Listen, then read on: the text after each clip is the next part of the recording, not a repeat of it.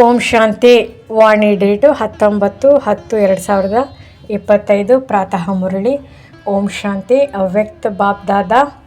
Revised ವಾಣಿ date 31/3/2020.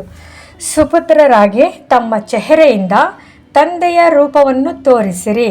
ನಿರ್ಮಾಣ ಸೇವೆಯ ಜೊತೆಗೆ ನಿರ್ಮಲ ವಾಣಿ ನಿರ್ಮಾಣ ಸ್ಥಿತಿಯ ಬ್ಯಾಲೆನ್ಸ್ ಇಟ್ಟುಕೊಳ್ಳಿರಿ. ಇಂದು ಬಾಪ್ದಾದ 4 ಕಡೆಯ ಮಕ್ಕಳ ಭಾಗ್ಯದ ರೇಖೆಗಳನ್ನು ನೋಡಿ ಹರ್ಷಿತರಾಗುತ್ತಿದ್ದೇವೆ. ಎಲ್ಲ ಮಕ್ಕಳ ಮಸ್ತಕದಲ್ಲಿ ಬೆಳಗುತ್ತಿರುವ ಜ್ಯೋತಿಯ ರೇಖೆಯು ಕಾಣಿಸುತ್ತಿದೆ. ನಯನಗಳಲ್ಲಿ ಆತ್ಮೀಯತೆಯ ಭಾಗ್ಯದ ರೇಖೆಯು ಕಂಡುಬರುತ್ತಿದೆ. ಮುಖದಲ್ಲಿ ಶ್ರೇಷ್ಠವಾಣಿಯ ಭಾಗ್ಯದ ರೇಖೆಯು ಕಾಣುತ್ತಿದೆ. ತುಟಿಗಳಲ್ಲಿ ಆತ್ಮಿಕ ಮುಗುಳ್ನಗೆಯನ್ನು ನೋಡುತ್ತಿದ್ದೇವೆ ಹಾಗೂ ಹಸ್ತಗಳಲ್ಲಿ ಸರ್ವ ಪರಮಾತ್ಮ ಖಜಾನೆಗಳ ರೇಖೆಯು ಕಾಣಿಸುತ್ತದೆ. ಪ್ರತಿ ನೆನಪಿನ ಹೆಜ್ಜೆಯಲ್ಲಿ ಪದಮಗಳ ರೇಖೆಯನ್ನು ನೋಡುತ್ತಿದ್ದೇವೆ. ಪ್ರತಿಯೊಬ್ಬರ ಹೃದಯದಲ್ಲಿ ತಂದೆಯ ಪ್ರೀತಿಯಲ್ಲಿ ಲವಲೀನರಾಗಿರುವ ರೇಖೆಯನ್ನು ನೋಡುತ್ತಿದ್ದೇವೆ. ಪ್ರತಿಯೊಬ್ಬ ಮಗು ಇಂತಹ ಶ್ರೇಷ್ಠ ಭಾಗ್ಯದ ಅನುಭವ ಮಾಡುತ್ತಿದ್ದಿರಲ್ಲವೇ?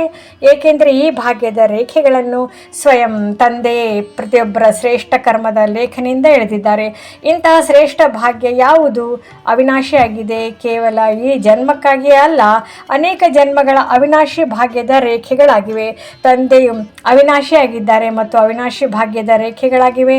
ಈ ಸಮಯದ ಶ್ರೇಷ್ಠ ಕರ್ಮದ ಆಧಾರದ ಮೇಲೆ ಸರ್ವ ರೇಖೆಗಳು ಪ್ರಾಪ್ತಿಯಾಗುತ್ತವೆ. ಈ ಸಮಯದ ಪುರುಷಾರ್ಥವು ಅನೇಕ ಜನ್ಮಗಳ ಪ್ರಾರಬ್ಧವನ್ನು ರೂಪಿಸುತ್ತದೆ.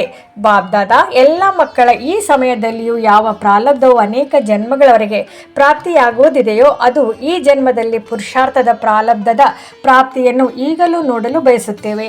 ಕೇವಲ ಭವಿಷ್ಯವಲ್ಲ, ಆದರೆ ಈಗಲೂ ಸಹ ಇವೆಲ್ಲ ರೇಖೆಗಳು ಅನುಭವದಲ್ಲಿ ಬರಲಿ. ಏಕೆಂದರೆ ಈಗಿನ ಈ ದಿವ್ಯ ಸಂಸ್ಕಾರವು ತಮ್ಮ ಹೊಸ ಸಂಸ್ಕಾರವನ್ನು ರೂಪಿಸುತ್ತದೆ. ಅಂದ ಮೇಲೆ ಪರಿಶೀಲನೆ ಮಾಡಿಕೊಳ್ಳಿರಿ. ಪರಿಶೀಲಿಸಿಕೊಳ್ಳುವುದು ಬರುತ್ತದೆ ಅಲ್ಲವೇ? ತಮಗೆ ತಾವೇ ಚಕ್ಕರ ಆಗಿರಿ. ಅಂದಾಗ ಸರ್ವ ಭಾಗ್ಯದ ರೇಖೆಗಳು ಈಗಲೂ ಅನುಭವವಾಗುತ್ತದೆಯೇ? ಈ ಪ್ರಾರಬ್ಧವಂತೂ ಅಂತ್ಯದಲ್ಲಿ ಕಾಣಿಸುತ್ತದೆ ಎಂದು ತಿಳಿದುಕೊಳ್ಳುವುದಿಲ್ಲ ತಾನೇ?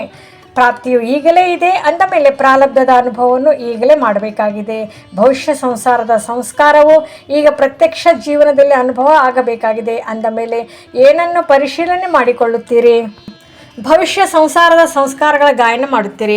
ಭವಿಷ್ಯ ಸಂಸಾರದಲ್ಲಿ ಒಂದು ರಾಜ್ಯವಿರುವುದು ಎಂದು ಈ ಸಂಸಾರವು ನೆನಪಿದೆಯಲ್ಲವೇ? ಆ ಸಂಸಾರದಲ್ಲಿ ಎಷ್ಟು ಬಾರಿ ರಾಜ್ಯ ಮಾಡಿದ್ದೀರಿ? ನೆನಪಿದೆಯೇ? ಅಥವಾ ನೆನಪಿಗೆ ತರಿಸಿದಾಗ ನೆನಪು ಬರುತ್ತದೆಯೇ? ಹೇಗಿದ್ದೀರಿ? ಅದು ಸ್ಮೃತಿಯಲ್ಲಿದೆ ಅಲ್ಲವೇ? ಆದರೆ ಅದೇ ಸಂಸ್ಕಾರವು ಈಗಿನ ಜೀವನದಲ್ಲಿಯೂ ಪ್ರತ್ಯಕ್ಷ ರೂಪದಲ್ಲಿಯೇ. ಆದ್ದರಿಂದ ಪರಿಶೀಲಿಸಿಕೊಳ್ಳಿರಿ.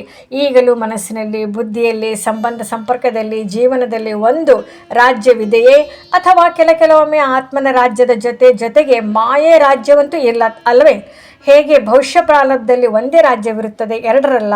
ಅಂದ ಮೇಲೆ ಈಗಲೂ ಸಹ 2 ರಾಜ್ಯಗಳಂತೂ ಇಲ್ಲ ತಾನೇ? ಹೇಗೆ ಭವಿಷ್ಯ ರಾಜ್ಯದಲ್ಲಿ ಒಂದು ರಾಜ್ಯದ ಜೊತೆಗೆ ಒಂದು ಧರ್ಮವಿರುತ್ತದೆ? ಆ ಧರ್ಮವು ಯಾವುದಾಗಿದೆ? ಸಂಪೂರ್ಣ ಪವಿತ್ರತೆ ಧಾರಣೆ ಧರ್ಮವಾಗಿದೆ. ಅಂದಾಗ ಈಗ ನೋಡಿಕೊಳ್ಳಿರಿ, ಪವಿತ್ರತೆಯು ಸಂಪೂರ್ಣವಾಗಿದೆಯೇ? ಸ್ವಪ್ನದಲ್ಲಿಯೂ ಅಪವಿತ್ರತೆಯ ಹೆಸರು ಗುರುತು ಇರಬಾರದು. ಪವಿತ್ರತೆಯ ಅರ್ಥಾತ್ ಸಂಕಲ್ಪ, ಮಾತು, ಕರ್ಮ ಹಾಗೂ ಸಂಬಂಧ ಸಂಪರ್ಕದಲ್ಲಿ ಒಂದೇ ಸಂಪೂರ್ಣ ಪವಿತ್ರತೆ ಧಾರಣೆ ಇರಲಿ. ಬ್ರಹ್ಮಚಾರಿಗಳಾಗಿದ್ದರೆ ತಮ್ಮನ್ನು ಪರಿಶೀಲಿಸಿಕೊಳ್ಳುವುದು ಬರುತ್ತದೆಯೇ? ಯಾರಿಗೆ ಬರುತ್ತದೆಯೋ ಅವರು ಕೈ ಎತ್ತಿರಿ. ಬರುತ್ತದೆಯೋ ಅಥವಾ ಮಾಡಿಕೊಳ್ಳುತ್ತೀರೋ? ಪರಿಶೀಲನೆ ಮಾಡಿಕೊಳ್ಳುತ್ತೀರಾ? ನಿಮಿತ್ತ ಶಿಕ್ಷಕಿಯರಿಗೆ ಬರುತ್ತದೆಯೇ? ಡಬಲ್ ವಿದೇಶರಿಗೆ ಬರುತ್ತದೆಯೇ? ಏಕೆ? ಈಗಿನ ಪವಿತ್ರತೆಯ ಕಾರಣ ತಮ್ಮ ಜಡಚಿತ್ರದಿಂದಲೂ ಪವಿತ್ರತೆಯನ್ನು ಕೇಳುತ್ತಾರೆ. ಪವಿತ್ರತೆ ಅರ್ಥಾತ್ ಒಂದು ಧರ್ಮ ಈಗಿನ ಸ್ಥಾಪನೆಯಾಗಿದೆ. ಇದು ಭವಿಷ್ಯದಲ್ಲಿಯೂ ನಡೆಯುತ್ತದೆ. ಹಾಗೆಯೇ ಭವಿಷ್ಯದ ಗಾಯನವೇನಿದೆ? ಒಂದು ರಾಜ್ಯ, ಒಂದು ಧರ್ಮ ಮತ್ತು ಜೊತೆಯಲ್ಲಿ ಸದಾ ಸುಖ, ಶಾಂತಿ, ಸಂಪತ್ತು, ಅಖಂಡ ಸುಖ, ಅಖಂಡ ಶಾಂತಿ, ಅಖಂಡ ಸಂಪತ್ತು. ಅಂದ ಮೇಲೆ ಈಗಿನ ತಮ್ಮ ಸ್ವರಾಜ್ಯದ ಜೀವನದಲ್ಲಿ ಅದಂತೂ ವಿಶ್ವದ ರಾಜ್ಯವಾಗಿದೆ ಮತ್ತು ಈ ಸಮಯದಲ್ಲಿ ಸ್ವರಾಜ್ಯವಿದೆ. ಅಂದ ಮೇಲೆ ಪರಿಶೀಲಿಸಿಕೊಳ್ಳಿರಿ. ಅವಿನಾಶಿ ಸುಖ, ಪರಮಾತ್ಮ ಸುಖ ಅವಿನಾಶಿ ಅನುಭವವಾಗುತ್ತದೆಯೇ? ಯಾವುದೇ ಸಾಧನಗಳು ಅಥವಾ ಯಾವುದೇ ಸಾಲ್ವೇಷನ್ನ ಆಧಾರದ ಮೇಲೆ ಸುಖದ ಅನುಭವ ಆಗುತ್ತಿಲ್ಲ ತಾನೇ? ಇಂದು ಸಹ ಯಾವುದೇ ಕಾರಣದಿಂದ ದುಃಖದ ಅಲೆಯು ಅನುಭವದಲ್ಲಿ ಬರಬಾರದು. ಯಾವುದೇ ಹೆಸರು, ಸ್ಥಾನ, ಮಾನದ ಆಧಾರದ ಮೇಲಂತೂ ಸುಖದ ಅನುಭವ ಆಗುವುದಿಲ್ಲ ತಾನೇ? ಏಕೆ? ಈ ಹೆಸರು, ಸ್ಥಾನ, ಮಾನ, ಸಾಧನ, ಸಾಲ್ವೇಷನ್ ಇವೆಲ್ಲವೂ ವಿನಾಶಿಯಾಗಿದೆ, ಅಲ್ಪಕಾಲದಾಗಿದೆ. ಆದ್ದರಿಂದ ವಿನಾಶಿಯ ಆಧಾರದಿಂದ ಅವಿನಾಶಿ ಸುಖ ಸಿಗುವುದಿಲ್ಲ. ಪರಿಶೀಲಿಸಿಕೊಳ್ಳುತ್ತಾ ಹೋಗಿರಿ. ಈಗಲೂ ಕೇಳುತ್ತಲೂ ಹೋಗಿ ಮತ್ತು ತಮ್ಮಲ್ಲಿ ಪರಿಶೀಲನೆಯನ್ನು ಮಾಡಿಕೊಳ್ಳುತ್ತಾ ಹೋಗಿರಿ. ಆಗ ಈಗಿನ ಸಂಸ್ಕಾರ ಮತ್ತು ಭವಿಷ್ಯ ಸಂಸಾರದ ಪ್ರಾರಬ್ಧದಲ್ಲಿ ಎಷ್ಟು ಅಂತರವಿದೆ ಎಂಬುದು ಅರ್ಥವಾಗುತ್ತದೆ. ತಾವೆಲ್ಲರೂ ಜನ್ಮ ಪಡೆಯುತ್ತಿದ್ದಂತೆ ಬಾಬ್ ದಾದಾರೊಂದಿಗೆ ಪ್ರತಿಜ್ಞೆ ಮಾಡುತ್ತೀರಿ. ಆ ಪ್ರತಿಜ್ಞೆಯು ನೆನಪಿದೆಯೇ ಅಥವಾ ಮರೆತು ಹೋಗಿದ್ದರೋ? ಇದೇ ಪ್ರತಿಜ್ಞೆ ಮಾಡಿದರೆ ನಾವೆಲ್ಲರೂ ತಂದೆಯ ಜೊತೆಗಾರರಾಗಿ ವಿಶ್ವ ಕಲ್ಯಾಣಕಾರಿಗಳಾಗಿ ಹೊಸ ಸುಖ ಶಾಂತಿಮಯ ಸಂಸಾರವನ್ನು ಸ್ಥಾಪಿಸುವವರಾಗಿದ್ದೇವೆ. ಈ ತಮ್ಮ ಪ್ರತಿಜ್ಞೆಯು ನೆನಪಿದೆಯೇ? ಕೈ ಎತ್ತಿರಿ. ಹಿಂದೆ ಇರುವವರು ಕೈ ಎತ್ತುತ್ತಿದ್ದಾರೆ, ಇಲ್ಲಿಯೂ ಎತ್ತುತ್ತಿದ್ದಾರೆ. ಪಕ್ಕಾ ಪ್ರತಿಜ್ಞೆಯೋ ಅಥವಾ ಸ್ವಲ್ಪ ಗಡಿಬಿಡಿಯಾಗುತ್ತದೆಯೋ? ಹೊಸ ಸಂಸಾರವನ್ನು ಈಗ ಪರಮಾತ್ಮ ಸಂಸ್ಕಾರದ ಆಧಾರದಿಂದ ರೂಪಿಸುವವರಾಗಿದ್ದೀರಿ ಅಂದ ಮೇಲೆ ಈಗ ಕೇವಲ ಪುರುಷಾರ್ಥ ಮಾಡಬಾರದು, ಜೊತೆಗೆ ಪುರುಷಾರ್ಥದ ಪ್ರಾರಬ್ಧವನ್ನು ಈಗಲೇ ಅನುಭವ ಮಾಡಬೇಕಾಗಿದೆ. ಸುಖದ ಜೊತೆಗೆ ಶಾಂತಿಯನ್ನು ಪರಿಶೀಲಿಸಿಕೊಳ್ಳಿರಿ.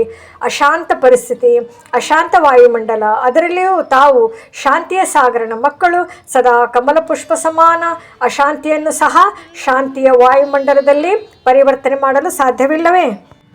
ಶಾಂತ ವಾಯುಮಂಡಲದಲ್ಲಿ ತಾವು ಶಾಂತಿಯ ಅನುಭವ ಮಾಡುವುದು ದೊಡ್ಡ ಮಾತಲ್ಲ, ಆದರೆ ತಮ್ಮ ಪ್ರತಿಜ್ಞೆಯಾಗಿದೆ ಅಶಾಂತಿಯನ್ನು ಶಾಂತಿಯಲ್ಲಿ ಪರಿವರ್ತನೆ ಮಾಡುವವರಾಗಿದ್ದೇವೆ ಎಂದು. ಅಂದ ಮೇಲೆ ಪರಿಶೀಲನೆ ಮಾಡಿಕೊಳ್ಳುತ್ತಿದ್ದೀರಲ್ಲವೇ? ಪರಿವರ್ತಕರಾಗಿದ್ದೀರಾ, ಪರವಶರಲ್ಲ ತಾನೇ? ಪರಿವರ್ತಕರಾಗಿದ್ದೀರಿ. ಪರಿವರ್ತಕರು ಎಂದು ಪರವಶ ಆಗಲು ಸಾಧ್ಯವಿಲ್ಲ.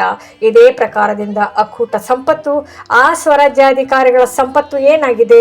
ಜ್ಞಾನ, ಗುಣ ಮತ್ತು ಶಕ್ತಿಗಳ ಸ್ವರಾಜ್ಯಾಧಿಕಾರಿಯ ಸಂಪತ್ತಾಗಿದೆ. ಅಂದ ಮೇಲೆ ನೋಡಿಕೊಳ್ಳಿರಿ, ಜ್ಞಾನದ ಇಡೀ ವಿಸ್ತಾರದ ಸಾರವನ್ನು ಸ್ಪಷ್ಟವಾಗಿ ಅರಿತುಕೊಂಡಿದ್ದೀರಲ್ಲವೇ? ಕೇವಲ ಭಾಷಣ ಮಾಡುವುದು, ಕೋರ್ಸ್ ಕೊಡುವುದು ಜ್ಞಾನದ ಅರ್ಥವಲ್ಲ. ಜ್ಞಾನದ ಅರ್ಥವಾಗಿದೆ ಅರಿವು, ಅಂದರೆ ತಿಳುವಳಿಕೆ. ಅಂದ ಮೇಲೆ ಪ್ರತಿ ಸಂಕಲ್ಪ, ಪ್ರತಿ ಕರ್ಮ ಹಾಗೂ ಮಾತನ್ನು ಜ್ಞಾನ ಅರ್ಥಾತ್ ತಿಳುವಳಿಕೆಯುಳ್ಳವರು ಜ್ಞಾನಪೂರ್ಣರಾಗಿ ಮಾಡುತ್ತೀರಾ. ಸರ್ವಗುಣಗಳು ಪ್ರತ್ಯಕ್ಷ ಜೀವನದಲ್ಲಿ ಇಮರ್ಜ್ ಆಗಿರುತ್ತದೆ. ಸರ್ವಗುಣಗಳು ಇವೆಯೇ ಅಥವಾ ಯಥಾಶಕ್ತಿ ಇವೆಯೋ? ಇದೇ ಪ್ರಕಾರ ಸರ್ವಶಕ್ತಿಗಳು ತಮ್ಮ ಬಿರುದಾಗಿದೆ. ಮಾಸ್ಟರ್ ಸರ್ವಶಕ್ತಿವಂತರು, ಕೇವಲ ಶಕ್ತಿವಂತರಲ್ಲ ಅಂದಾಗ ಸರ್ವಶಕ್ತಿಗಳು ಸಂಪನ್ನವಾಗಿವೆಯೇ? ಎರಡನೇ ಮಾತು, ಸರ್ವಶಕ್ತಿಗಳು ಸಮಯದಲ್ಲಿ ಕಾರ್ಯನಿರ್ವಹಿಸುತ್ತದೆಯೇ? ಸಮಯದಲ್ಲಿ ಹಾಜರಾಗುತ್ತವೆಯೋ ಅಥವಾ ಸಮಯವು ಕಳೆದ ನಂತರ ನೆನಪಿಗೆ ಬರುತ್ತದೆಯೋ? ಆದ್ದರಿಂದ ಪರಿಶೀಲನೆ ಮಾಡಿಕೊಳ್ಳಿರಿ. 3 ಮಾತುಗಳು, ಒಂದು ರಾಜ್ಯ, ಒಂದು ಧರ್ಮ ಮತ್ತು ಅವಿನಾಶಿ ಸುಖ, ಶಾಂತಿ, ಸಂಪತ್ತು. ಏಕೆಂದರೆ ಹೊಸ ಸಂಸಾರದಲ್ಲಿ ಈ ಮಾತುಗಳು ಈಗಿನ ಸ್ವರಾಜ್ಯದ ಸಮಯದ ಯಾವ ಅನುಭವವಿದೆಯೋ ಈ ಅನುಭವ ಅಲ್ಲಿರಲು ಸಾಧ್ಯವಿಲ್ಲ. ಈಗ ಇವೆಲ್ಲ ಮಾತುಗಳು ಅನುಭವ ಮಾಡಬಲ್ಲಿರಿ. ಈಗಿನಿಂದ ಈ ಸಂಸ್ಕಾರವು ಇಮರ್ಜ್ ಆದಾಗಲೇ ಅನೇಕ ಜನ್ಮಗಳ ಪ್ರಾರಬ್ಧದ ರೂಪದಲ್ಲಿ ನಡೆಯುತ್ತದೆ. ಧಾರಣೆ ಮಾಡಿಕೊಳ್ಳುತ್ತಿದ್ದೇವೆ, ಆಗಿ ಬಿಡುತ್ತದೆ, ಅಂತ್ಯದಲ್ಲಿ ತಯಾರಾಗಿಯೇ ಬಿಡುತ್ತೇವೆ. ಈ ರೀತಿ ತಿಳಿದುಕೊಳ್ಳುತ್ತಿಲ್ಲ ತಾನೇ? ಬಾಬ್ದಾದ ಮೊದಲೇ ಸೂಚನೆ ನೀಡಿದ್ದೆವು. ಬಹಳ ಕಾಲದ ಈಗಿನ ಅಭ್ಯಾಸವು ಬಹಳ ಕಾಲದ ಪ್ರಾಪ್ತಿಗೆ ಆಧಾರವಾಗಿದೆ. ಅಂತ್ಯದಲ್ಲಿ ಆಗಿ ಬಿಡುತ್ತೇವೆಂಬುದು ಯೋಚಿಸಬೇಡಿ. ಆಗಿ ಬಿಡುವುದಲ್ಲ, ಆಗಲೇಬೇಕಾಗಿದೆ. ಬೇಕೇ? ಸ್ವರಾಜ್ಯದ ಯಾವ ಅಧಿಕಾರವಿದೆಯೋ ಅದು ಈಗ ಬಹಳ ಕಾಲದ ಅಭ್ಯಾಸ ಬೇಕಾಗಿದೆ. ಒಂದು ವೇಳೆ ಒಂದು ಜನ್ಮದಲ್ಲಿ ಅಧಿಕಾರಿಯಾಗಲು ಸಾಧ್ಯವಿಲ್ಲ. ಅಧೀನರಾಗಿ ಬಿಡುತ್ತೀರೆಂದರೆ ಅನೇಕ ಜನ್ಮಗಳು ಹೇಗಾಗುತ್ತೀರಿ? ಆದ್ದರಿಂದ ಬಾಬ್ದಾದ 4 ಕಡೆಯ ಎಲ್ಲ ಮಕ್ಕಳಿಗೆ ಪದೇ ಪದೇ ಸೂಚನೆ ನೀಡುತ್ತಿದ್ದೇವೆ. ಈಗ ಸಮಯದ ಗತಿಯು ತೀವ್ರಗತಿಯಲ್ಲಿ ಹೋಗುತ್ತಿದೆ. ಆದ್ದರಿಂದ ಎಲ್ಲ ಮಕ್ಕಳು ಈಗ ಕೇವಲ ಪುರುಷಾರ್ಥಿಗಳಾಗುವುದಲ್ಲ, ಬದಲಾಗಿ ತೀವ್ರ ಪುರುಷಾರ್ಥಿಗಳಾಗಿ ಪುರುಷಾರ್ಥದ ಪ್ರಾರಬ್ಧದ ಅನುಭವಗಳನ್ನು ಈಗ ಬಹಳ ಕಾಲದಿಂದ ಮಾಡಬೇಕಾಗಿದೆ. ತೀವ್ರ ಪುರುಷಾರ್ಥದ ಚಿಹ್ನೆಗಳನ್ನು ಬಾಬ್ದಾದ ಮೊದಲು ತಿಳಿಸಿದ್ದೇವೆ. ತೀವ್ರ ಪುರುಷಾರ್ಥಿಗಳು ಸದಾ ಮಾಸ್ಟರ್ ದಾತ ಆಗಿರುತ್ತಾರೆ. ದೇವತಾ ತೆಗೆದುಕೊಳ್ಳೋರು ಅಲ್ಲ, ದೇವತಾ ಅರ್ಥಾತ್ ನೀಡುವವರಾಗಿರುತ್ತಾರೆ. ಇವರಿದ್ದರೆ ನನ್ನ ಪುರುಷಾರ್ಥ ನಡೆಯುತ್ತದೆ. ಇವರು ಮಾಡಿದರೆ ನಾನು ಮಾಡುವೆನು, ಇವರು ಬದಲಾದರೆ ನಾನು ಬದಲಾಗುವೆನು. ಇವರು ಬದಲಾಗಲಿ, ಇವರು ಮಾಡಲಿ, ಇವು ದಾತನ ಲಕ್ಷಣಗಳಲ್ಲ. ಯಾರು ಮಾಡಲಿ ಮಾಡದಿರಲಿ, ಆದರೆ ನಾನು ಬಾಬ್ದಾದರವರ ಸಮಾನ ಮಾಡುವೆನು. ಬ್ರಹ್ಮ ತಂದೆಯ ಸಮಾನವೂ ಕೂಡ ಸಾಕಾರದಲ್ಲಿಯೂ ನೋಡಿದಿರಿ. ಮಕ್ಕಳು ಮಾಡಿದರೆ ನಾನು ಮಾಡುವೆನು ಎಂದು ಬ್ರಹ್ಮ ತಂದೆಯು ಎಂದಿಗೂ ಹೇಳಲಿಲ್ಲ. ನಾನು ಮಾಡಿ ಮಕ್ಕಳಿಂದ ಮಾಡಿಸುವೆನು ಎನ್ನುವಂತಿದ್ದರು. ತೀವ್ರ ಪುರುಷಾರ್ಥದ 2ನೇ ಲಕ್ಷಣವಾಗಿದೆ ಸದಾ ನಿರ್ಮಾಣ ಕಾರ್ಯ ಮಾಡುತ್ತಿದ್ದರು. ನಿರ್ಮಾನ್ ಅರ್ಥಾತ್ ನಿರಹಂಕಾರಿ. ಈಗ ನಿರ್ಮಾಣ ಮತ್ತು ನಿರ್ಮಾನ್ ಎರಡರ ಬ್ಯಾಲೆನ್ಸ್ ಬೇಕು. ಏಕೆ? ನಿರ್ಮಾಣರಾಗಿ ಕಾರ್ಯ ಮಾಡುವುದರಲ್ಲಿ ಸರ್ವರ ಮುಖಾಂತರ ಹೃದಯದ ಸ್ನೇಹ ಮತ್ತು ಆಶೀರ್ವಾದಗಳು ಸಿಗುತ್ತವೆ. ಬಾಬ್ದಾದ ನೋಡಿದೆವು. ನಿರ್ಮಾಣ ಅರ್ಥಾತ್ ಸೇವಾ ಕ್ಷೇತ್ರದಲ್ಲಿ ಇತ್ತೀಚೆಗೆ ಎಲ್ಲರೂ ಒಳ್ಳೆಯ ಉಮಂಗ ಉತ್ಸಾಹದಿಂದ ಹೊಸ ಹೊಸ ಯೋಜನೆಗಳನ್ನು ರೂಪಿಸುತ್ತಿದ್ದಾರೆ. ಇದಕ್ಕಾಗಿ ಬಾಬ್ದಾದ 4 ಕಡೆಯ ಮಕ್ಕಳಿಗೆ ಅಭಿನಂದನೆಗಳನ್ನು ಕೊಡುತ್ತಿದ್ದೇವೆ. ಬಾಬ್ದಾದರವರ ಬಳಿ ನಿರ್ಮಾಣದ ಸೇವೆಯ ಬಹಳ ಒಳ್ಳೊಳ್ಳೆಯ ಯೋಜನೆ ಯೋಜನೆಗಳು ಬಂದಿವೆ. ಆದರೆ ಬಾಬ್ದಾದ ನೋಡಿದೆವು ನಿರ್ಮಾಣದ ಕಾರ್ಯವಂತೂ ಬಹಳ ಚೆನ್ನಾಗಿದೆ.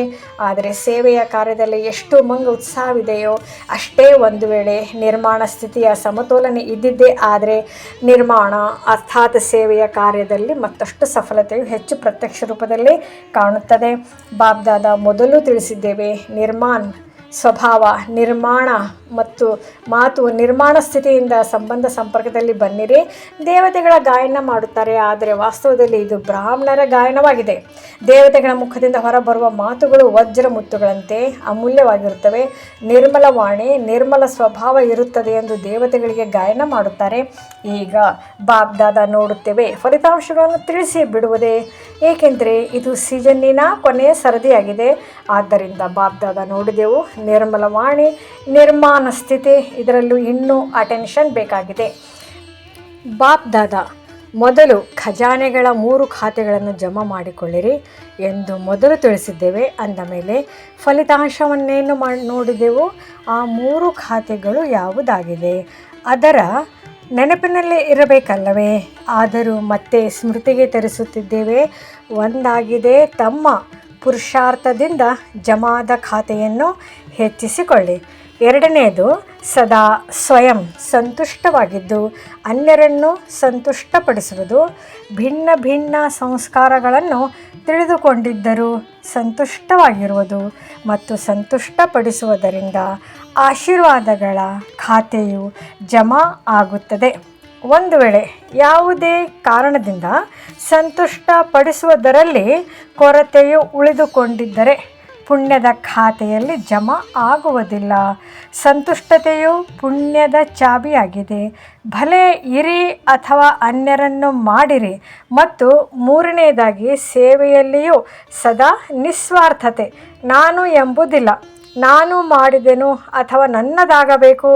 ಈ ನಾನು ಮತ್ತು ನನ್ನತನವು ಎಲ್ಲಿ ಸೇವೆಯಲ್ಲಿ ಬಂದು ಬಿಡುತ್ತದೆಯೋ ಅಲ್ಲಿ ಪುಣ್ಯದ ಖಾತೆಯು ಜಮಾ ಆಗುವುದಿಲ್ಲ. ಅನುಭವಿಗಳಾಗಿದ್ದೀರಿ. ಈ ರಾಯಲ್ ರೂಪದ ನನ್ನತನವು ಬಹಳಷ್ಟಿದೆ. ರಾಯಲ್ ರೂಪದ ನನ್ನತನದ ಪಟ್ಟಿಯು ಸಾಧಾರಣ ನನ್ನತನಕ್ಕಿಂತಲೂ ಉದ್ದಗಲವಾಗಿದೆ. ಅಂದಾಗ ಎಲ್ಲಿ ನಾನು ಮತ್ತು ನನ್ನತನದ ಸ್ವಾರ್ಥವು ಬಂದು ಬಿಡುತ್ತದೆಯೋ, ನಿಸ್ವಾರ್ಥತೆ ಇಲ್ಲವೋ, ಅಲ್ಲಿ ಪುಣ್ಯದ ಖಾತೆಯು ಜಮಾ ಆಗುವುದರಲ್ಲಿ ಕಡಿಮೆಯಾಗಿ ಬಿಡುತ್ತದೆ. ನನ್ನತನದ ಪಟ್ಟಿಯನ್ನು ಮತ್ತೆಂದಾದರೂ ತಿಳಿಸುತ್ತೇವೆ. ಬಹಳ ಉದ್ದವಾಗಿದೆ ಮತ್ತು ಬಹಳ ಸೂಕ್ಷ್ಮವಾಗಿದೆ. ಅಂದಾಗ ಬಾಬ್ದಾದ ನೋಡಿದೆವು, ತಮ್ಮ ಪುರುಷಾರ್ಥದಿಂದ ಎಲ್ಲರೂ ಯಥಾಶಕ್ತಿ ತಮ್ಮ ತಮ್ಮ ಖಾತೆಯನ್ನು ಜಮಾ ಮಾಡಿಕೊಳ್ಳುತ್ತಿದ್ದಾರೆ. ಆದರೆ ಆಶೀರ್ವಾದಗಳ ಖಾತೆ ಮತ್ತು ಪುಣ್ಯದ ಖಾತೆಯನ್ನು ಈಗ ತುಂಬಿಸಿಕೊಳ್ಳುವ ಅವಶ್ಯಕತೆ ಇದೆ. ಆದ್ದರಿಂದ 3 ಖಾತೆಗಳನ್ನು ಜಮಾ ಮಾಡಿಕೊಳ್ಳುವ ಅಟೆನ್ಷನ್. ಈಗಲೂ ಸಹ ವಿಭಿನ್ನ ಸಂಸ್ಕಾರಗಳು ಕಂಡುಬರುತ್ತಿವೆ. ಎಲ್ಲರ ಸಂಸ್ಕಾರವು ಇನ್ನೂ ಸಂಪನ್ನವಾಗಿಲ್ಲ. ಆದರೆ ನಮ್ಮ ಮೇಲೆ ಅನ್ಯರ ನಿರ್ಬಲ ಸ್ವಭಾವ, ನಿರ್ಬಲ ಸಂಸ್ಕಾರಗಳ ಪ್ರಭಾವ ಬೀರಬಾರದು. ನಾನು ಮಾಸ್ಟರ್ ಸರ್ವಶಕ್ತಿವಂತನಾಗಿದ್ದೇನೆ. ನಿರ್ಬಲ ಸಂಸ್ಕಾರವು ಶಕ್ತಿಶಾಲಿ ಅಲ್ಲ. ನಾನು ಮಾಸ್ಟರ್ ಸರ್ವಶಕ್ತಿವಂತನ ಮೇಲೆ ನಿರ್ಬಲ ಸಂಸ್ಕಾರದ ಪ್ರಭಾವ ಬೀಳಬಾರದು. ಆದ್ದರಿಂದ ಬಾಬ್ದಾದಾರವರ ಛತ್ರಛಾಯೆಯಲ್ಲಿರುವುದೇ ಸುರಕ್ಷತೆಯ ಸಾಧನವಾಗಿದೆ. ಬಾಬ್ದಾದಾರವರ ಜೊತೆ ಕಂಬೈಂಡ್ ಆಗಿ ಇರಿ. ಶ್ರೀಮತವೇ ಅವರ ಛತ್ರಛಾಯೆಯಾಗಿದೆ. ಈಗ ಈ ಸೀಸನ್ನಿನ ಅಂತಿಮ ಸರದಿಯಾಗಿದೆ. ಮುಂದಿನ ಸೀಸನ್ ಸಮಯ ಪ್ರಮಾಣ ಆರಂಭವಾಗುವುದು. ಆದರೆ ಹೇಗೆ ಮಿಲನವನ್ನು ಆಚರಿಸುವ ಹೊಸ ಸೀಸನ್ ಆರಂಭವಾಗುವುದು. ಅದರಲ್ಲಿ ಯಾವ ನವೀನತೆಯನ್ನು ತೋರಿಸುತ್ತೀರಿ? ತಮಗಾಗಿ ಯಾವುದಾದರೂ ಹೊಸ ಯೋಜನೆಯನ್ನು ರೂಪಿಸಿದ್ದೀರಾ? ಹೇಗೆ ಸೇವೆಗಾಗಿ ಹೊಸ ಯೋಜನೆಗಳನ್ನು ರೂಪಿಸಲು ಯೋಚಿಸುತ್ತೀರಲ್ಲವೇ? ಹಾಗೆಯೇ ಈಗ ಸ್ವಯಂನ ಪ್ರತಿ ಯಾವ ಹಳೆಯ ಮಾತುಗಳಿವೆಯೋ ಅದರಲ್ಲಿ ಯಾವ ನವೀನತೆಯ ಬಗ್ಗೆ ಆಲೋಚಿಸಿದ್ದೀರಿ? ಒಂದು ವೇಳೆ ಇನ್ನೂ ಆಲೋಚಿಸಿಲ್ಲವೆಂದರೆ ಬಾಬ್ದಾದ ಈಗಲೂ ಸೂಚನೆ ನೀಡುತ್ತಿದ್ದೇವೆ. ಪ್ರತಿಯೊಬ್ಬರೂ ಸಂಕಲ್ಪ, ಮಾತು, ಸಂಬಂಧ, ಸಂಪರ್ಕ, ಕರ್ಮದಲ್ಲಿ ನವೀನತೆಯನ್ನು ತರುವ ಯೋಜನೆಯನ್ನು ರೂಪಿಸಲೇಬೇಕಾಗಿದೆ. ಬಾಬ್ದಾದ ಮೊದಲು ಫಲಿತಾಂಶವನ್ನು ನೋಡುತ್ತೇವೆ. ಯಾವ ನವೀನತೆಯನ್ನು ತಂದಿರಿ ಎಂದು. ಹಳೆಯ ಸಂಸ್ಕಾರವನ್ನು ದೃಢ ಸಂಕಲ್ಪದಿಂದ ಪರಿವರ್ತನೆ ಮಾಡಿಕೊಂಡರೆ ಎಂದು ಮೊದಲು ಫಲಿತಾಂಶವನ್ನು ನೋಡುತ್ತೇವೆ. ಏನನ್ನು ಆಲೋಚಿಸುತ್ತೀರಿ? ಹೇಗೆ ಮಾಡುವಿರಾ? ಯಾರು ಮಾಡುವಿರೋ ಅವರು ಕೈ ಎತ್ತಿ. ಮಾಡುತ್ತೀರಾ ಅಥವಾ ಅನ್ಯರನ್ನು ನೋಡುತ್ತೀರಾ? ಏನು ಮಾಡುವಿರಿ? ಅನ್ಯರನ್ನು ನೋಡಬೇಡಿ, ಬಾಪ್ ದಾದಾರವರನ್ನು ನೋಡಿರಿ. ತಮ್ಮ ಹಿರಿಯ ದಾದೀಜಿಯನ್ನು ನೋಡಿ, ಅವರದು ಎಷ್ಟು ಭಿನ್ನ ಮತ್ತು ಪ್ರಿಯ ಸ್ಥಿತಿಯಾಗಿದೆ.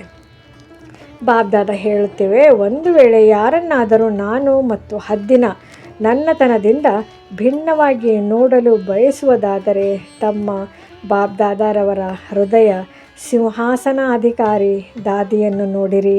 ಇಡೀ ಜೀವನದಲ್ಲಿ ಹದ್ದಿನ ನನ್ನತನ, ಹದ್ದಿನ ನಾನು ಎಂಬುದರಿಂದ ಭಿನ್ನವಾಗಿದ್ದರು.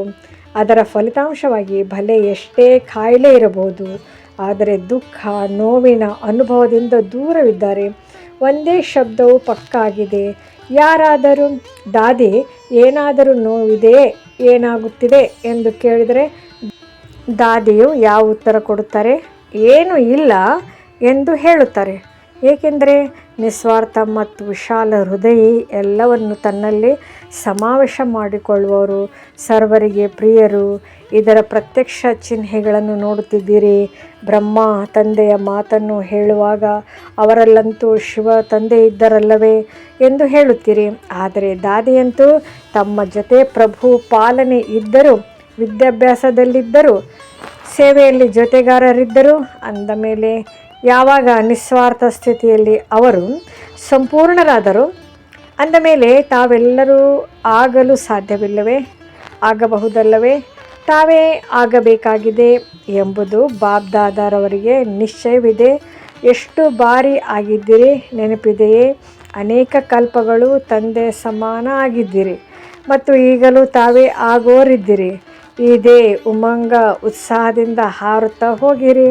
ತಂದೆಗೆ ತಮ್ಮಲ್ಲಿ ನಿಶ್ಚಯವಿದೆ ಅಂದ ಮೇಲೆ ತಾವು ತಮ್ಮನ್ನು ಸದಾ ನಿಶ್ಚಯ ಬುದ್ಧಿಯವರು ಆಗಲೇಬೇಕಾಗಿದೆ. ಇಂತಹ ನಿಶ್ಚಯ ಬುದ್ಧಿಯವರಾಗಿ ಹಾರುತ್ತಾ ಇರಿ. ತಂದೆಯೊಂದಿಗೆ ಪ್ರೀತಿ ಇದೆ. ಪ್ರೀತಿಯಲ್ಲಿ 100% ಹೆಚ್ಚಿನದಾಗಿದೆ. ಹೀಗೆ ಹೇಳುತ್ತೀರಿ, ಇದು ಸರಿಯೇ? ಯಾರೆಲ್ಲರೂ ಕುಳಿತಿದ್ದೀರಿ ಅಥವಾ ಯಾರೆಲ್ಲರೂ ತಮ್ಮ ತಮ್ಮ ಸ್ಥಾನಗಳಲ್ಲಿ ಕೇಳುತ್ತಿದ್ದೀರಿ, ಅವರೆಲ್ಲರೂ ಪ್ರೀತಿಯ ಸಬ್ಜೆಕ್ಟ್ನಲ್ಲಿ ತಮ್ಮನ್ನು 100% ಎಂದು ತಿಳಿದುಕೊಳ್ಳುತ್ತೀರಾ? ಹಾಗಿದ್ರೆ ಕೈ ಎತ್ತಿರಿ. 100% ಪ್ರೀತಿ ಇದೆಯೇ? ಎಲ್ಲರೂ ಕೈ ಎತ್ತಿದರು. ಒಳ್ಳೆಯದು. ಹಿಂದೆ ಇರುವವರು ಉದ್ದವಾಗಿ ಕೈ ಎತ್ತಿರಿ. ಕೈಗಳನ್ನು ಅಲುಗಾಡಿಸಿರಿ. ಇದರಲ್ಲಿ ಎಲ್ಲರೂ ಕೈ ಎತ್ತಿದರು ಅಂದಾಗ ಪ್ರೀತಿಯ ಚಿಹ್ನೆಯಾಗಿದೆ. ಸಮಾನರಾಗುವುದು. ಯಾರೊಂದಿಗೆ ಪ್ರೀತಿ ಇರುತ್ತದೆಯೋ ಅವರಂತೆಯೇ ಮಾತನಾಡುವುದು, ಅವರಂತೆಯೇ ನಡೆಯುವುದು, ಅವರಂತೆಯೇ ಸಂಪರ್ಕವನ್ನು ನಿಭಾಯಿಸುವುದು. ಇದು ಪ್ರೀತಿಯ ಗುರುತಾಗಿದೆ. ಇಂದು ಬಾಪ್ ದಾದಾರವರು ಎಲ್ಲರಲ್ಲೂ ಇದನ್ನು ನೋಡಲು ಬಯಸುತ್ತಾರೆ. ಈಗೀಗ ನೋಡಲು ಬಯಸುತ್ತಾರೆ. ಒಂದು ಕ್ಷಣದಲ್ಲಿ ಸ್ವರಾಜ್ಯದ ಸೀಟಿನಲ್ಲಿ ಕಂಟ್ರೋಲಿಂಗ್ ಪವರ್, ರೂಲಿಂಗ್ ಪವರ್ನ ಸಂಸ್ಕಾರವನ್ನು ಎಮರ್ಜ್ ರೂಪದಲ್ಲಿ ಒಂದು ಕ್ಷಣದಲ್ಲಿ ಕುಳಿತುಕೊಳ್ಳಲು ಸಾಧ್ಯವೇ? ಹಾಗಾದರೆ ಒಂದು ಕ್ಷಣದಲ್ಲಿ 2-3 ನಿಮಿಷಕ್ಕಾಗಿ ರಾಜ್ಯಾಧಿಕಾರಿಯ ಸೀಟಿನಲ್ಲಿ ಸೆಟ್ಟಾಗಿ ಬಿಡಿ. ಒಳ್ಳೆಯದು. ಮಧುರಾತಿ 4-6 ಕಡೆಯ ಮಕ್ಕಳ ನೆನಪು ಪ್ರೀತಿಯ ಪತ್ರದ ಜೊತೆಗೆ ವಿಜ್ಞಾನದ ಸಾಧನದಿಂದ ನೆನಪು ಪ್ರೀತಿ ಬಾಪ್ ದಾದಾರವರಿಗೆ ತಲುಪಿಬಿಟ್ಟಿದೆ. ತಮ್ಮ ಹೃದಯದ ಸಮಾಚಾರವನ್ನು ಅನೇಕ ಮಕ್ಕಳು ಬರೆಯುತ್ತಾರೆ ಮತ್ತು ಆತ್ಮಿಕ ಸಂಭಾಷಣೆಯಲ್ಲಿಯೂ ತಿಳಿಸುತ್ತಾರೆ. ಬಾಪ್ ದಾದಾರವರು ಅಂತಹ ಎಲ್ಲ ಮಕ್ಕಳಿಗೆ ಪ್ರತಿ ಉತ್ತರ ಕೊಡುತ್ತಿದ್ದಾರೆ. ಸದಾ ಸತ್ಯ ಹೃದಯಕ್ಕೆ ಸಾಹೇಬ್ರಾಜಿ ಆಗಿಬಿಡುತ್ತಾರೆ. ಹೃದಯದ ಆಶೀರ್ವಾದಗಳು ಮತ್ತು ಹೃದಯದ ಪ್ರೀತಿ ವಿಶೇಷವಾಗಿ ಆ ಆತ್ಮರ ಪ್ರತಿ ಇದೆ. 4-6 ಕಡೆಯ ಯಾರೆಲ್ಲ ಸಮಾಚಾರವನ್ನು ಕೊಡುತ್ತಾರೆ, ಎಲ್ಲರೂ ಒಳ್ಳೊಳ್ಳೆಯ ಉಮಂಗ ಉತ್ಸಾಹದ ಪ್ಲ್ಯಾನನ್ನು ಮಾಡಿದ್ದಾರೆ. ಅದಕ್ಕಾಗಿ ಬಾಪ್ ದಾದಾರವರು ಶುಭಾಶಯಗಳನ್ನು ಕೊಡುತ್ತಿದ್ದಾರೆ, ಮತ್ತೆ ವರದಾನವನ್ನು ಕೊಡುತ್ತಿದ್ದಾರೆ. ಮುಂದುವರಿಯುತ್ತೀರಿ, ಮುಂದುವರಿಸುತ್ತಾ ನಡೆಯಿರಿ. ನಾಲ್ಕಾರು ಕಡೆಯ ಬಾಬ್ದಾದಾರವರ ಕೋಟೆಯಲ್ಲಿ ಕೆಲವರಲ್ಲಿ ಕೆಲವರು ಶ್ರೇಷ್ಠ ಭಾಗ್ಯವಂತ ಮಕ್ಕಳಿಗೆ ಬಾಬ್ದಾದಾರವರ ವಿಶೇಷ ನೆನಪು ಪ್ರೀತಿ. ಬಾಬ್ದಾದಾರವರು ಎಲ್ಲ ಮಕ್ಕಳಿಗೆ ಧೈರ್ಯ ಮತ್ತು ಉಮಂಗ ಉತ್ಸಾಹದ ಶುಭಾಶಯಗಳನ್ನು ಕೊಡುತ್ತಿದ್ದಾರೆ. ಮುಂದೆ ತೀವ್ರ ಪುರುಷಾರ್ಥಿ ಆಗಲು ಸಮತೋಲನೆಯ ಪದಮದಷ್ಟು ಆಶೀರ್ವಾದಗಳನ್ನು ಕೊಡುತ್ತಿದ್ದಾರೆ. ಎಲ್ಲರ ಭಾಗ್ಯದ ನಕ್ಷತ್ರ ಸದಾ ಹೊಳೆಯುತ್ತಿರಲಿ ಮತ್ತು ಅನ್ಯರ ಭಾಗ್ಯ ಮಾಡುತ್ತಾ ಹೋಗಿ ಇದರ ಆಶೀರ್ವಾದವನ್ನು ಕೊಡುತ್ತಿದ್ದಾರೆ. ನಾಲ್ಕಾರು ಕಡೆಯ ಮಕ್ಕಳು ತಮ್ಮ ತಮ್ಮ ಸ್ಥಾನಗಳಲ್ಲಿ ಕೇಳುತ್ತಲೂ ಇದ್ದಾರೆ, ನೋಡುತ್ತಲೂ ಇದ್ದಾರೆ. ಮತ್ತು ಬಾಬ್ದಾದಾರವರು ಎಲ್ಲ ನಾಲ್ಕಾರು ಕಡೆಯ ಮತ್ತು ದೂರದಲ್ಲಿ ಕುಳಿತಿರುವ ಮಕ್ಕಳನ್ನು ನೋಡಿ ಖುಷಿ ಪಡುತ್ತಿದ್ದಾರೆ. ನೋಡುತ್ತಾ ಇರಿ ಮತ್ತು ಮಧುಬನದ ಶೋಭೆಯನ್ನು ಸದಾ ಹೆಚ್ಚಿಸುತ್ತೀರಿ. ಎಲ್ಲ ಮಕ್ಕಳಿಗೆ ಹೃದಯದ ಆಶೀರ್ವಾದದ ಜೊತೆ ನಮಸ್ತೆ. ವರದಾನ: ಗಮನ ಅಂದರೆ ಅಟೆನ್ಷನ್ ರೂಪಿ ತುಪ್ಪದ ಮುಖಾಂತರ ಆತ್ಮಿಕ ಸ್ವರೂಪದ ನಕ್ಷತ್ರದ ಹೊಳಪನ್ನು ಹೆಚ್ಚಿಸುವಂತಹ ಆಕರ್ಷಣ ಮೂರ್ತಿ ಭವ. ಯಾವಾಗ ತಂದೆಯ ಮುಖಾಂತರ ಜ್ಞಾನದ ಮುಖಾಂತರ ಆತ್ಮಿಕ ಸ್ವರೂಪದ ನಕ್ಷತ್ರ ಹೊಳೆದಿದ್ದೇ ಆದರೆ ಅದು ನಂದಿ ಹೋಗಲು ಸಾಧ್ಯವಿಲ್ಲ. ಈ ನಕ್ಷತ್ರ ಸದಾ ಹೊಳೆಯುತ್ತಿದ್ದು ಎಲ್ಲರನ್ನು ಆಕರ್ಷಣೆ ಯಾವಾಗ ಮಾಡುವುದೆಂದರೆ ಯಾವಾಗ ಪ್ರತಿದಿನ ಅಮೃತ ವೇಳೆ ಗಮನ ಅಂದರೆ ಅಟೆನ್ಷನ್ ರೂಪಿ ತುಪ್ಪ ಹಾಕುತ್ತಿರುತ್ತೀರಿ. ಆಗ ಹೇಗೆ ದೀಪದಲ್ಲಿ ತುಪ್ಪ ಹಾಕುತ್ತಾರೆ ಆಗ ಅದು ಏಕರಸವಾಗಿ ಉರಿಯುತ್ತಿರುತ್ತದೆ. ಆ ರೀತಿ ಸಂಪೂರ್ಣ ಗಮನ ಕೊಡುವುದು ಅರ್ಥಾತ್ ತಂದೆಯ ಸರ್ವಗುಣ ಹಾಗೂ ಶಕ್ತಿಗಳನ್ನು ಸ್ವಯಂನಲ್ಲಿ ಧಾರಣೆ ಮಾಡುವುದು. ಇದೇ ಅಟೆನ್ಷನ್ನಿಂದ ಆಕರ್ಷಣಾ ಮೂರ್ತಿಯಾಗಿ ಬಿಡುವುದು. ಸ್ಲೋಗನ್: ಅಪರಿಮಿತ ವೈರಾಗ್ಯ ವೃತ್ತಿಯ ಮುಖಾಂತರ ಸಾಧನಾರೂಪಿ ಬೀಜವನ್ನು ಪ್ರತ್ಯಕ್ಷ ಮಾಡಿ. ಅವ್ಯಕ್ತ ಸೂಚನೆ: ಸ್ವಯಂನ ಮತ್ತು ಸರ್ವರ ಪ್ರತಿ ಮನಸ ಮೂಲಕ ಯೋಗದ ಶಕ್ತಿಗಳ ಪ್ರಯೋಗ ಮಾಡಿ. ಯೋಗದ ಶಕ್ತಿ ಜಮಾ ಮಾಡುವುದಕ್ಕಾಗಿ ಕರ್ಮ ಮತ್ತು ಯೋಗದ ಸಮತೋಲನವನ್ನು ಹೆಚ್ಚಿಸಿರಿ. ಕರ್ಮ ಮಾಡುತ್ತಾ ಯೋಗದ ಶಕ್ತಿಶಾಲಿ ಸ್ಥಿತಿಯಲ್ಲಿರಲಿ. ಇದರ ಅಭ್ಯಾಸವನ್ನು ಹೆಚ್ಚಿಸಿರಿ. ಹೇಗೆ ಸೇವೆಗಾಗಿ ಆವಿಷ್ಕಾರ ಮಾಡುತ್ತಾರೆ ಹಾಗೆಯೇ ಈ ವಿಶೇಷ ಅನುಭವಗಳ ಅಭ್ಯಾಸಕ್ಕಾಗಿ ಸಮಯ ತೆಗೆಯಿರಿ ಮತ್ತು ನವೀನತೆಯನ್ನು ತಂದು ಎಲ್ಲರ ಮುಂದೆ ಉದಾಹರಣೆಯಾಗಿರಿ. ಸೂಚನೆ: ಇಂದು ತಿಂಗಳಿನ 3ನೇ ರವಿವಾರವಾಗಿದೆ. ಎಲ್ಲ ರಾಜಯೋಗಿ ತಪಸ್ವಿ ಸಹೋದರ ಸಹೋದರಿಯರು ಸಂಜೆ 6:30ರಿಂದ 7:30ರವರೆಗೆ ವಿಶೇಷ ಯೋಗ ಅಭ್ಯಾಸದ ಸಮಯ. ಮಾಸ್ಟರ್ ಸರ್ವಶಕ್ತಿವಂತನ ಶಕ್ತಿಶಾಲಿ ಸ್ವರೂಪದಲ್ಲಿ ಸ್ಥಿತರಾಗಿ ಪ್ರಕೃತಿ ಸಹಿತ ಸರ್ವ ಆತ್ಮರಿಗೆ ಪವಿತ್ರತೆಯ ಕಿರಣಗಳನ್ನು ಕೊಡಿ. ಸತೋ ಪ್ರಧಾನರನ್ನಾಗಿ ಮಾಡುವಂತಹ ಸೇವೆಯನ್ನು ಮಾಡಿ. ಓಂ ಶಾಂತಿ.